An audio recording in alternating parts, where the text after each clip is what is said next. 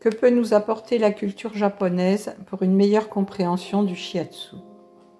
Actuellement, il ne semble pas y avoir de différence spécifique entre les problèmes d'un Japonais et ceux d'un Européen.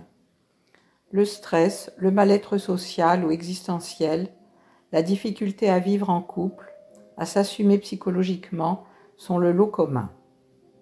On peut déraper ou perdre les pédales dans un changement de situation brutal, quel que soit le lieu géographique, et ne plus faire confiance à la vie.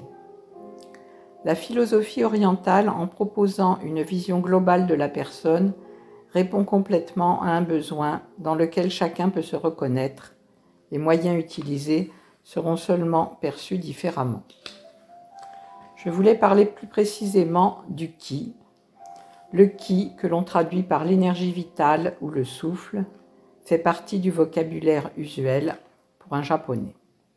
Il peut être perçu comme le ki de l'univers ou celui de la société, comme quelque chose qui circule à l'extérieur ou à l'intérieur de soi, ou encore comme une force en soi. L'enfant japonais a très tôt conscience de son importance.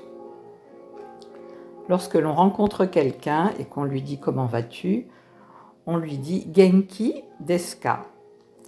Traduit littéralement « Es-tu en accord avec ou en harmonie avec ton énergie originelle ?»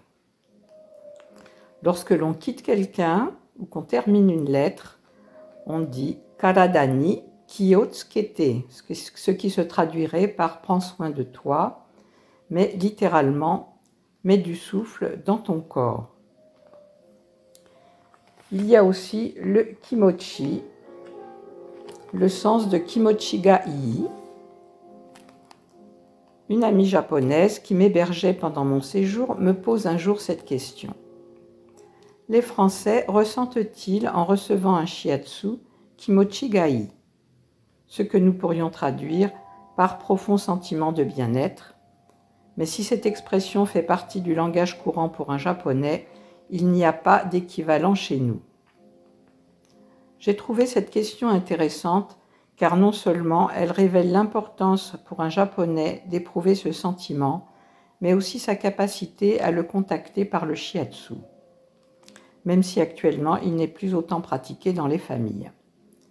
La tradition, sans être consciemment vécue comme telle, n'a pas disparu de la mémoire corporelle et permet de penser que la transmission se poursuit sur un mode inconscient.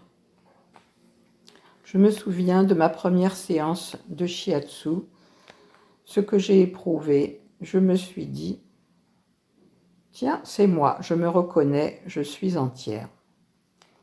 Dans le shiatsu, il y a une prise en charge du corps dans sa globalité, corps-matière et corps-esprit, ce qui procure ce sentiment d'unité que les Japonais reconnaissent et expriment tout à fait naturellement par kimochi ga ii.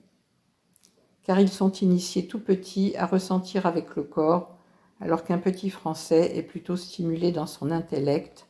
On attend de lui qu'il comprenne, qu'il réfléchisse, qu'il fonctionne avec sa tête. Bien sûr, tout n'est pas aussi simple et le monde de l'entreprise japonaise ne favorise pas franchement cet état de bien-être. Mais on voit actuellement des personnes en rupture sociale qui se retrouvent SDF et se réfugient dans un parc où ils vivent sous des plastiques bleus à Tokyo. Certains d'entre eux ne veulent plus en sortir, ils se sentent libres et heureux de l'être. Les Japonais sont portés spontanément vers la nature. Dès qu'ils contactent le plaisir de la contemplation, ils se sentent en accord avec leur souffle ou leur ki. Et pour eux, c'est cela kimochi ga ii.